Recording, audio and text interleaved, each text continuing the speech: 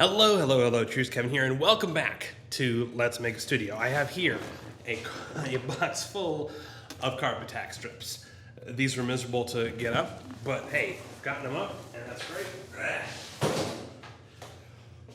Because today is all about the floor. So, some of the work I've already done, and I've recorded little bits of stuff, but running into some problems, I want to sort of talk through that because maybe these are things that other people encounter too, and maybe it's useful, I don't know. Okay, so pulled up the carpet tack strips, did it with a hammer and chisel. They're still kind of going through one by one, trying to get each nail loose because they're nailed into the concrete.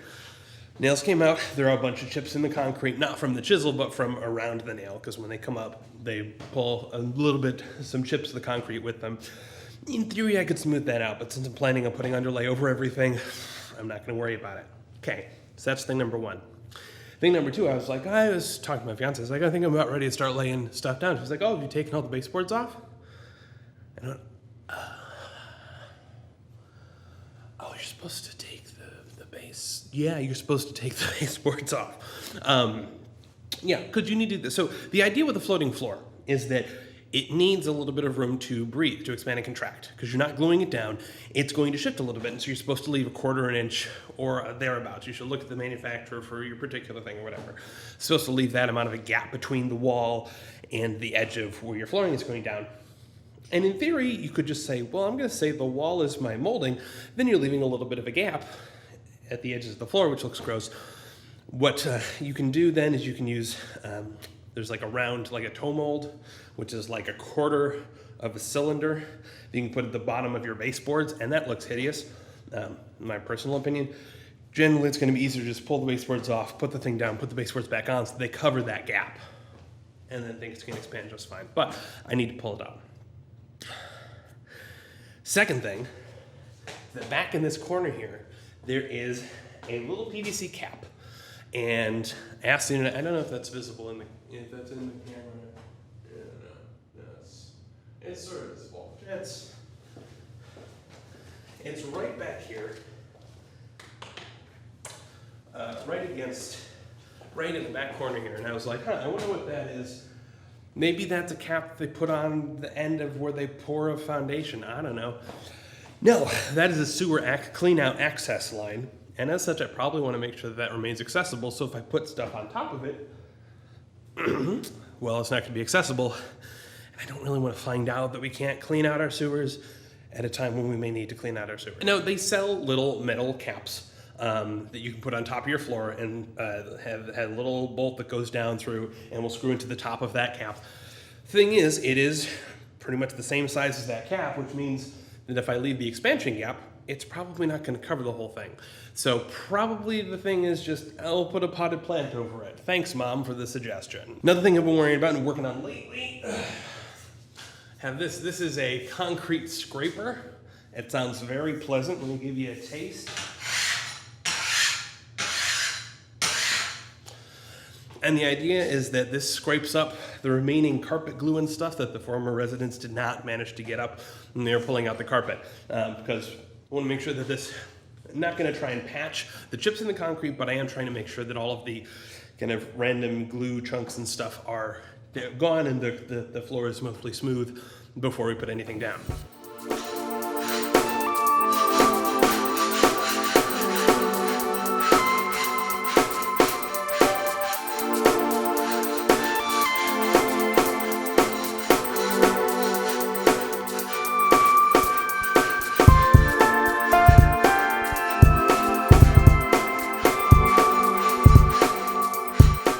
So it's been a combination of going back and forth between that scraper and the vacuum. We'll see. Okay, so the last item, and this is the challenging one. This is the one that makes me scared and makes me almost want to give up on this whole thing entirely. By the way, I have spit on me because I have a child, so that's just kind of how my life is right now. The last thing is that I was sitting here, I was ready to come down, pull off the molding, start putting down the underlay and stuff, and then it occurred to me, oh, wait a second, because I was reading about the expansion gaps. And I was going, well, hang on a second. That means the floor needs to be able to move. That means a couple of things. That means, one, you don't want to nail down anything into the floor, which sounds intuitive. The second thing is you don't necessarily want to put two heavy things on the floor, because then it can buckle between those if it tries to expand, and it can't.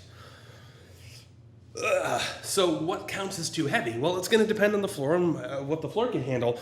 But I can tell you, I already have one very heavy thing, and that is the whisper room. The whisper room is almost 1,000 pounds. It's my sound booth, and at least it's a booth that I intend to keep using for quite a while until eventual plans to wall off some of this with non-load bearing walls and all of that. So I was going, okay, well, should I even put the whisper room on top of the floor, or should I try and cut the floor around that whisper room, have the whisper room direct on the concrete? But then there's the problem of having that expansion gap too, and can't really put molding on it. So I don't know what to do there. I think what I'm gonna do is I'm gonna bite the bullet and just put the whisper room on top of the laminate and just really hope that it doesn't cause anything to buckle. But it does mean I'm gonna have to be very careful about making sure that I don't have anything else that's particularly heavy in line with that that'll prevent things from expanding. The other thing is that I was saying, okay, well, if I don't do that, what if I just left some of this as concrete? Because I do want this half of the room, which I know I'm out of focus now, I apologize for that. This, coming from the door, which is vaguely behind you, you're at an angle. Coming from the door, there's roughly square room, and then there's this sort of angled room here. What I want to do is to put in a non-load bearing wall right about here and make this soundproofed. What that's going to mean is double walls, which means kind of another set of studs basically framing the whole thing. And so it'd be a wall here, another wall right behind it, then along this face, which you can't quite see, and along this face up to where it meets that wall. And kind of doing a room within a room thing so that a lot of the sound doesn't go out and a lot of the sound from out doesn't get in. So that I can do quiet, chill, silent recording-y things, which would be awesome. But, so okay, if we don't want to put the whisper room on the laminate, well, we could leave that part concrete, right? Except then the floor is going to flex and stuff, and then by the time I go down to put the floor, it's going to not necessarily, when I try to put the wall in, it's not going to necessarily work. So what if we just put the wall in now? Well, I can't really afford to put the wall in now, but if I put just that 2x4 on the floor, the base of the frame, that would probably work. Then I'm going to have this big bunch of concrete for who knows how long, until I'm able to start putting the wall in. So I started to think, okay, well, if I was going to try and do the walls on a relatively short basis with a cheap budget and not being super confident in my skill set, what could I do? Well, I could, so it's just the wall and then another wall inside. You want to have two, you do the frame with insulation, you leave about a 1/2 inch gap, and then another frame with insulation. So that way, when the sound bounces off the wall and some of it seeps through, or vice versa, some of the sound bounces off an exterior wall and starts to seep through, there's that air gap, and the air gap isn't moving, and so the stuff that gets out of the insulation kind of disperses and gets picked up by the inner insulation. So you leave that air gap, and it's very important for acousticy things. I can do that with most of these walls, but because of this stupid plug, there's a little less than 3.5 inches from the baseboard to the beginning of that plug. 2x4 on its side is, because the 2x4 is actually 1.5 by 3 or ish. So it's 3, that leaves a 1/2 for air. But drywall or sheetrock or whatever goes on top of it, and a baseboard and stuff, it's just not going to happen. So what I'm thinking now is probably what has to happen is I can go double wall, double non-load bearing wall here, double wall back there, and then on here, what I probably have to do is pull off the drywall. What you can do instead of a double wall, another thing you can do is a staggered stud. So basically you extend the base out by another whatever, and then when you've got all these vertical studs, you sort of stagger them like this, and that means there's more space for insulation and stuff, and in theory it helps a little bit.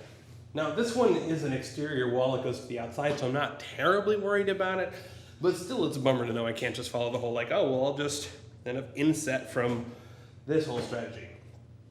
But here's the kicker. To do any of that, to put in any framing for any additional walls, I need to take the whole ceiling down. Because this is just acoustic tile ceiling with these metal support bars and stuff. I need access to the joists to actually put in a non-load bearing wall. Then I'd have to do kind of a resealing for in here and in here for the two separate rooms. This is a nightmare. I'm gonna be rolling the dice and putting down the whisper room on top of the laminate, on top of the floating floor, and just really hoping that it does well. Don't know when I'm gonna really be able to put in this whole room within a room thing, so we're gonna go with that for now and see how terrible a mistake it may end up being.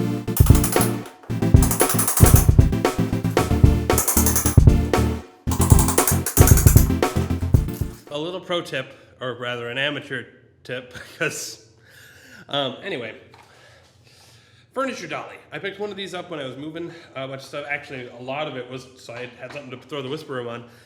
This makes the lovely thing you can sit your butt on when you're going around prying off floorboards. So if you need something to sit on and wheel yourself around on, 10 out of 10, it works.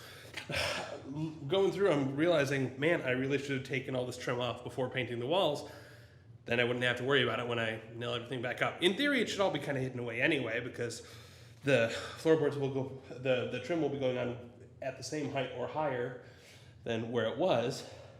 But yeah, we will have to see. So just pulling out the rest of the trim, and then make sure to label it.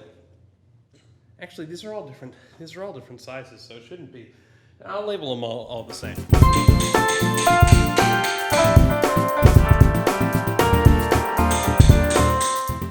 Okay, now is the winter of my discontent. So we have this board here that we're basically gonna start the floor with a problem, and that is this sewer cleanout access.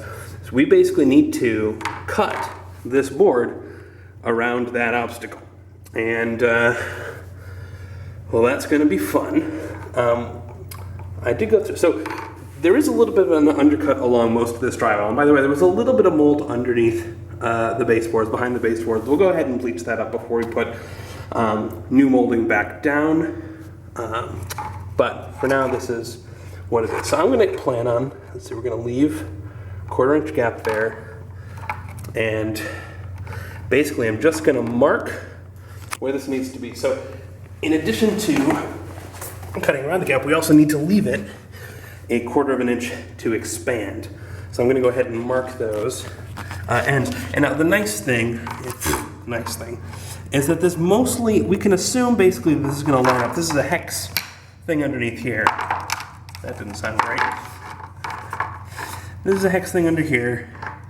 We're going to basically cut out that top bit there, and that's gonna be the plan. So I'm basically just gonna do the best that I can to mark those corners, and we'll treat those as the bottom corners, and then try and trace a stencil on top of everything. Mark that there. Now we do get a 1/4 inch, as I said, that we need to leave as an expansion gap. So it's not gonna look gorgeous, but we just need to make sure that it fits. And if we're a little bit off, well, hey, that's why we've got the margin there. I also need to, if we flip this around, we'll also, I guess, yeah, line this up. Do I need to mark the, yeah, so I need to mark, I gotta move the underlay out. I did think I would start on that side, but then I realized that's gonna leave me in an even more difficult position over here. It's easier to actually start here, even though it's a pain in the butt. Move that underlay out of the way. For now, we can just cut the underlay out. And is this, no, this is not correct. This is not how this is going to be. I flipped it around. Yes, it is how this is going to be. Yeah, it's hard looking at this because from below it looks like one thing is one thing. Looks like the tongue and the groove and the, yeah, I'm getting the two things confused. That's okay. Okay. So this is going to lay like this. I'm going to cut out here, here, and I need to get this top measurement as well. Basically just line it up with this bottom corner, and I'm going to just kind of sight down the wall and try and get it vaguely straight. And yes, we've got, let's see.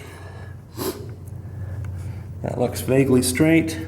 We'll mark this corner real quick.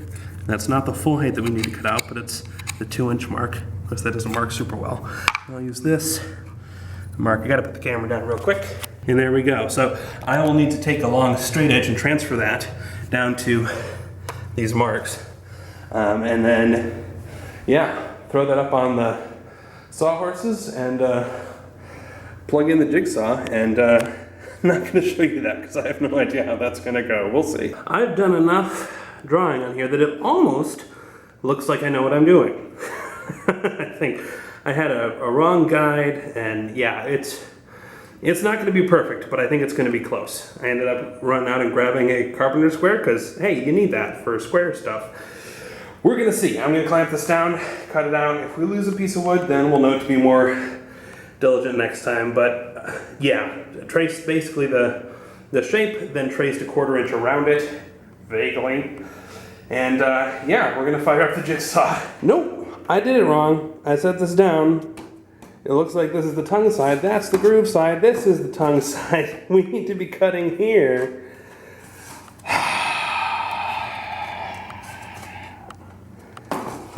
I'm an idiot. All right. Well, this board can just be a regular board now. We're going to get a different board and make the marks and draw the lines all over again.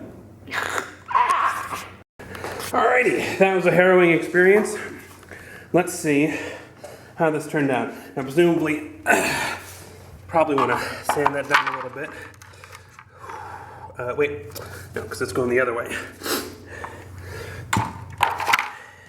It's going to be like this, and that is like a full inch away from the wall, but we're leaving room for an expansion gap. So you know what? That's not too bad. I'm not horrified with that. I'm not thrilled with it. But you know what? We can caulk around it or something. I mean, the idea is that this is going to be covered up anyway. All right, that's one board down. Now the challenge is putting another one down because I do need to make sure that I stagger the boards a little bit. Because otherwise the pattern's going to look gross. So if I take this piece that I've cut just as kind of an example one, let's see where this winds up. Ugh. Yeah, so if I did it this way, that means making cuts in 2 separate boards, which I don't think I like. Probably what I need to do is trim this down to, I think the minimum starting width is 1 foot. So probably trim this down to 1 foot, then get another board, draw out the pattern, and then take it from there. This isn't awful. Alrighty, there we go. This is the first 3 pieces of flooring. I cut this at around 13 inches because the laminate cutter chops off probably about 1/4 inch. And so I figured, okay, we'll get it as close to 12 inches as possible so that on this bottom board I was as close to the center as I could be while still providing sufficient offset. Because if you cut it toward the edge, I don't know, there's more, I guess, shattering, and I don't know, I was worried about it. Anyway, I've finally done the cuts. The majority of the rest of things isn't going to require much in the way of cuts. We do have this angled wall, which is going to mean either I can do that with a laminate cutter directly, although thinking probably not. I'll probably end up doing that with the jigsaw, though that'll be easier because I can just clamp down a guide and then just cut a straight line. So let me pull this in here. There's enough room for it to breathe. It's not perfect. The angles aren't entirely right, but you know what? It's close enough, and you can see there is a little bolt hole at the top. You can buy sort of metal covers and bolts. They can go over the top of that, or you can just throw a potted plant over it. But you know what? It's going to be good enough for me. So that was the big barrier to me getting started on this. I'll roll out the rest of this, and yeah, then we can start just staggering pieces of wood until we get, or pieces of laminate until we get to the end, go row by row, and get this flooring finally in. Laid down the first 2 rows, and this is really taking a while. I don't know if it's just because the laminate that I got was on sale and necessarily a little bit on the cheaper end, but it is requiring a fair amount of hammering to get it to lock in each time. A little bit of plastic there, but we've got this on, and it's pretty straight. Now the wall, I think, is not entirely straight, and unfortunately, because of that undercut in the drywall, there's not much room for spacers, but that's okay.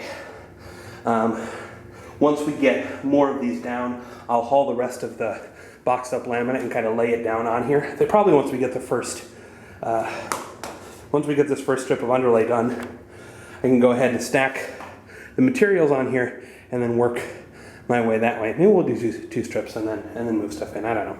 But the hard part is done. All right, today is the day I'm hoping to get most of this done. I normally don't wear these t-shirts tucked in, but I'm trying to make sure that when I do a time lapse, I'm not mooning everybody. That means the collar gets pulled down. Anyway, so I have 5 rows of flooring done, and I've kind of gone back and fixed little bits where kind of I wasn't completely happy. The rest of this should be more straightforward. The only thing is once we get to here, I'm going to start using the jigsaw to cut some angles off of the edges.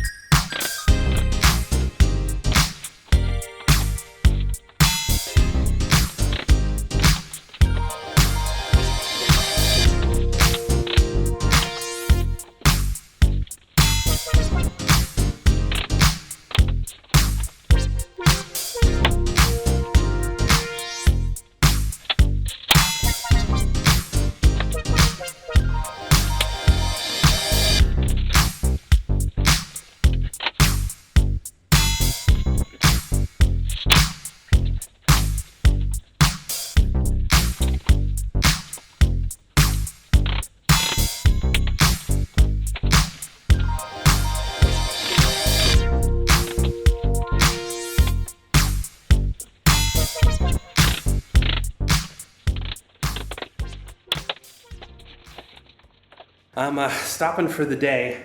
Been kind of off and on between also mowing the lawn and trying to be quiet during nap times and stuff, so not hammering, which kind of every single board needs to be hammered a little bit, but we are definitely coming along. I did try using this laminate cutting tool to cut the angle. You can see it's a really crappy, so I wouldn't even call that a blade. It says it's a blade, but I don't know. I did try cutting the angle.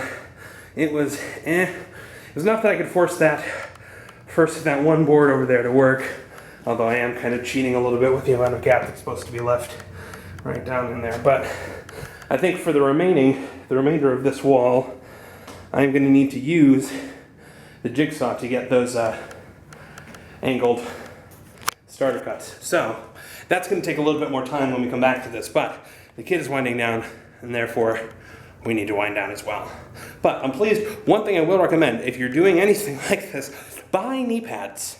I tried buying knee pads. Unfortunately, at my size, the straps are just too tight, and I end up with crazy pain underneath on the back of my knees if I wear the knee pads, just to get because the straps are constricting and stuff. So it's not really an option for me. There's a lot of up and down and back and forth, which it's kind of murder on the knees. But take it for what you will. So this is, I don't know, however many days later, but we are working on this corner here. I suppose should have turned some lights on. Now, I had an angle measurement tool, but I cannot seem to find it. But I have gotten a pretty good cut over here, and the way I did that was simply by taking a paper towel of all things and lining it up along the edge of the wall so that the corner matches up. So this is not a 45-degree angle wall. It's something closer to 37.5 or something like that. So if you end up fully lining this up, it ends up coming out something like that. So what I did is I took that, then I basically folded this over and tested it to make sure that it still continued to line up and was right. Then transferred that over by kind of laying the template out and did my best to get a straight line. It kind of failed at the end there because the jigsaw was, starting to, the board was wiggling more than I was able to push it through. But we now have that and this, which, not the straightest line, but that's okay because we're using a jigsaw and probably we ought to be using other tools. But the good news is that, this fits. Now this is actually a piece of scrap board because it's garbage, which is why I tested it on here. But I should be able to transfer now this angle to subsequent boards and run us all the way down to the rest of this wall. Good news is that the flooring is done, with air quotes. You can see we still have, I still need to get new baseboards and bleach the area behind the baseboards, and depending on the height of the baseboards, I think we'll be fine, but I may need to paint. I hope not. I think the baseboards, I'm pretty sure the baseboards are going to cover all of that. But the last little bit that we have left, this has taken forever. It's in theory, this shouldn't take you that long. The only thing is, basically every board you are going to need to tap with a hammer, and depending on if your floor is perfectly level and everything is absolutely hunky-dory and the locking mechanism is perfect, then great. But sometimes you're going to need to hammer on one end, and then you're going to have to go back and go, it's starting to separate a little bit over here. Got to tap that up, make sure it's nice and tight. And then every so often you're going to have to go back a couple rows because you realize, oh shoot, there's a little bit of a gap that I somehow managed to miss. On top of that, being able to hammer, was not really a thing when my son is sleeping, because he's a little bit above here, and that's loud. That's disruptive when baby's trying to sleep, and you never disturb a sleeping baby. That's the rule. So it's been interesting. It's taken weeks to get this done, but we are done. The last little bit is we've got one more strip. Now what I need to take these boards out and rip them down to size, but I used the laminate cutter to cut this one little piece. See, I've already got this transition strip, and these go into a metal track that you can screw down to the concrete. Now, because we don't know yet what we're going to be doing with the hallway out here, I'm using this reducer. It comes in this kit that's a reducer or a T-strip, so you can transition. Also, my shoe's completely torn up from you don't wear slippers and stuff if you're going to be going up and down on your knees. Alright. But no, making sure, so we don't know what the flooring out there is going to be like, but we can eventually swap it out. The only frustrating thing is I don't necessarily want to be drilling screws into the concrete, so I'm going to have to figure out kind of what the best adhesive is for those metal strips, and then kind of go with that. But with that said, the flooring is down. It's really it's 3 more boards that need to go down, and then we're done. I have got my eye on some trim. It is going to mean, I think, also swapping out the trim on the door, and then I guess probably staining that cover, or maybe using milk paint or something, so that it doesn't look super clashy, because I'm not going with that same. I did notice that, I mean, when the trim was still up here, even when we were painting, the brown really made the gray seem significantly tinted. The relatively light hickory wood seems to keep things still feeling pretty neutral, so I'm happy about that. But yeah, so hopefully tomorrow, go out with the table saw, run the hard thing, and then get those last 3 pieces in. Then yeah, we should be done. I'm gonna make this quick because the video thus far is already very long. I'm trying to edit it down. I'm trying to keep it small, but who knows. So we are very close to done, but there's still some outstanding tasks that make me say we're not entirely done with the flooring, and that is, particularly, I put on a bunch of new trim because I bought some trim. I thought, hey, this is cheap and it looks nice, and I'm excited about it. It's pre-stained trim, but unfortunately, it's not pre-stained trim. If we take a look at it, this is particle board with a laminate cover. And that's fine and all if that's what you want, but as soon as you have to do a cut like this to do a scarf joint to get them to overlap and stuff, and then you try and hide this gap, well, you can't sand it because it's laminate and you'll just expose the particle board underneath. You can't really stain it because it won't match the laminate, and you can't really paint it because that won't match the laminate either. You could paint the whole thing, I suppose, but so unfortunately, I'm gonna have to pull up all of the trim that I've installed. I've also put trim, redone the door trim to make it match. I'm gonna have to pull that down too. But that's something that we'll do in a future episode, because man, this has been a long time coming. It's been about a month and a half.